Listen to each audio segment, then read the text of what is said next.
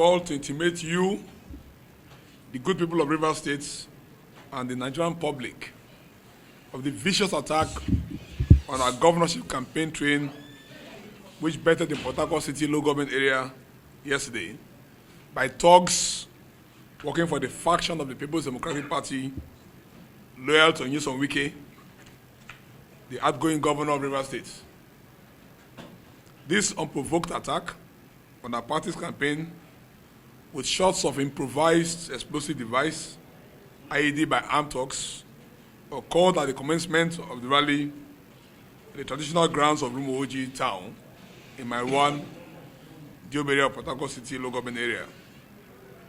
We wish to state unequivocally that no part, section, or paragraph of Wike's obnoxious executive orders 21 and 22, which subjects political campaigns in Rivers State by opposition parties to strangulation, prohibits the use of traditional squares or grounds in our towns and villages.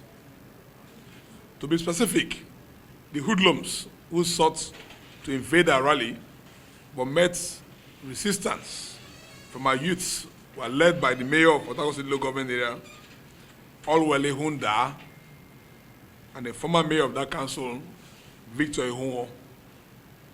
The intention was to disrupt the rally. They came to maim, kill, and destroy. The intimidating terror tactics is to strike fear into the hearts of our members and thereby deter us from executing further campaigns in the state. But they were overpowered by the resistance of our courageous party men and women. The incident, which left 5 party faithful with various degrees of severe injuries from the detonation of the IED, known in local parlance as dynamite, also recorded the barrage of gunfire, calculated enforcement of the threats by the PDP talks to lock out the APC rally from the national grounds. And the victims of the attack who received treatment yesterday and are continuing with same include Hope Isaac, a female of Ward 20 in Port Harcourt, Paul Ogonemu, a male, Ward 20 Port Harcourt, Felicia Gogo, female, of Ward 6 Port Harcourt, Amber Lizzie Frank, a female, of Ward 6 in Port Harcourt, and Angela Give Gogo, female of Ward 20, Port Harcourt. We have no knowledge of arrest of any suspects, even though a formal report has been lodged with the police authorities at the Mylon police station.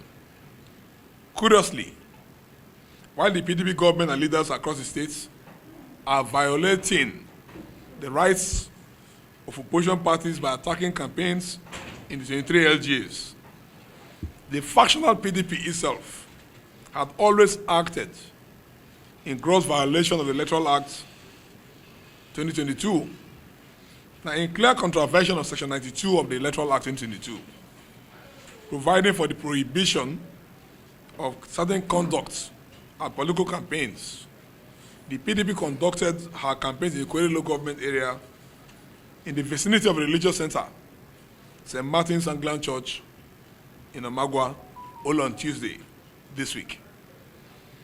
Now, without a shadow of doubt, the source and principal stimulus of this streak of savage attacks and political banditry on the APC and other opposition parties in Rivers State is the governor himself.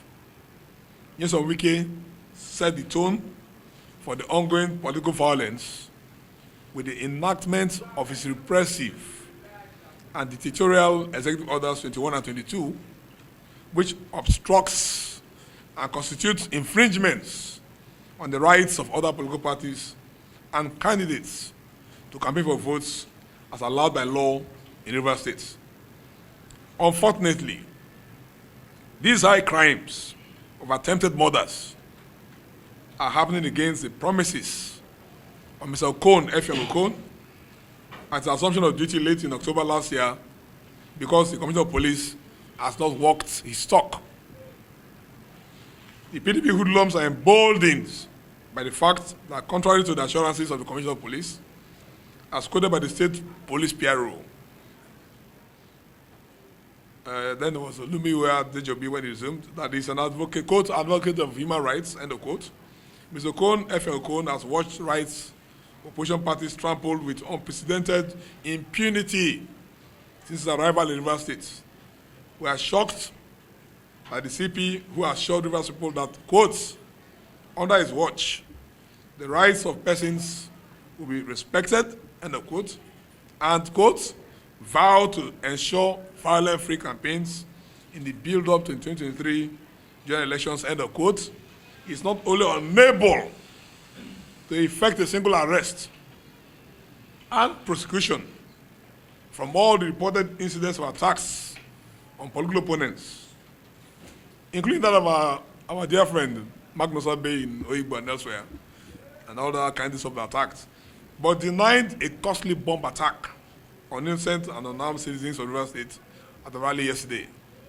Now, in the light of the foregoing, we hereby call on all security agencies domiciled in the states, particularly the Director of the Department of State Security Services, DSS, to redouble their efforts and rein in the governor, local government council chairmen, and other PDP officials who have nothing but violence as tool to perpetuate themselves in power. An end must be put to these provocative, primitive actions, or we shall be forced to defend ourselves with every legitimate tool at our disposal. Let me emphasize, nobody is a monopolist of violence. Should the law enforcement agencies not rein in these murderous acts, as a party, we'll be forced to defend ourselves with every legitimate tool at our disposal. Now, this call is even more imperative, given the shocking reports on Arise TV News last night, quoting the Commissioner of Police as categorically denying the attack on a rally with the improvised explosive devices. Now, video evidence during recognitions by the MC as the rally commenced, however, puts the issue beyond doubt of the IED explosion accompanied by gunfire from assault rifles, which resulted in injuries to our members. Now, the brazen denial of the use of IEDs in the attack by Mr. Commissioner of Police, as reported on Arise TV, notwithstanding, a follow-up attack on the family house in the Diop area of Mr. Lucky Autos, one of our dynamic party youths, was recorded yesterday night at past 20:00 hours, that's past 8 o'clock.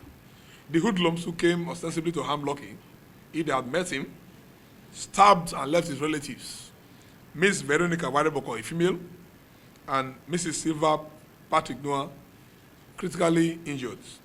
They also broke the window to his room and made away with 2 phones. This matter has also been reported at the Malone Divisional Police Headquarters of the Nigeria Police. Now, on the reported denial that an explosive device was used to bomb the Port Harcourt rally yesterday, it is clear from the swift reaction of the police commissioner that Mr. Okon, F.N. Okon, has more information on this dastardly act at his disposal. I have never seen where the police in our country can swiftly conclude an investigation in less than 8 hours. In any event, it was after he had told the world that no such device was used. He went further to direct the DC operations and the OC for bomb disposal to go and investigate. Matter of fact, putting the cart before the horse. I don't know whether this police practice is found in Singapore or in Honolulu or Hawaii or in Burukri. I don't understand where this came from. Now, the least expected of an officer of his caliber is absolute neutrality. I will can't emphasize that more. And not draw hasty conclusions on issues that border on direct threat to human lives, peace and security of the state. We hereby place the Commissioner of Police on notice to make full disclosure of what transpired before, during, and after yesterday's bombing and shooting incident by providing evidence from the speed of light investigation of dissidents. We further put him on notice that the Rivers APC shall not condone any attempt by anyone, no matter highly positioned, to undermine the security of the lives and properties of our members throughout these campaigns and election season. We will not tolerate any repetition of the carnage you suffered in the hands of the thugs actively deployed by the PDP in connivance with then Commissioner of Police Joseph Mbu ahead of and during the 2015 elections to rig our party out of power in Rivers State. The state leadership of the party and campaign council salutes the courage of our party faithful and supporters who withstood the attack by men of the underworld while sympathizing with the unfortunate victims of the monstrous attack. The party and campaign council share in your pains. I will stand with you until you recover fully from the injuries sustained in defense of democracy and the fundamental rights of free citizens of Rivers State.